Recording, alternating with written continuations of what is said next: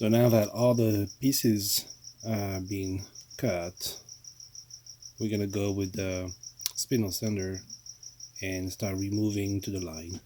Still leaving the line to make sure that it can have a proper fit afterwards.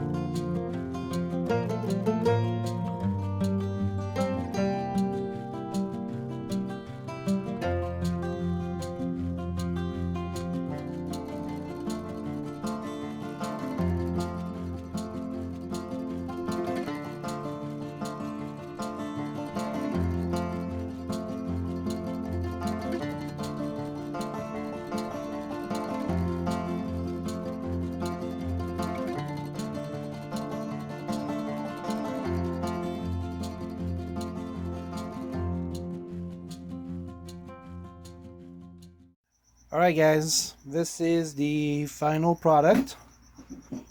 At least all the parts have been sanded and they fit fairly well. I am going to put some paper, black paper, in between each joint to simulate the caulking. And now let's take a comparison between the one from the kit and the one I just completed here. See you next time.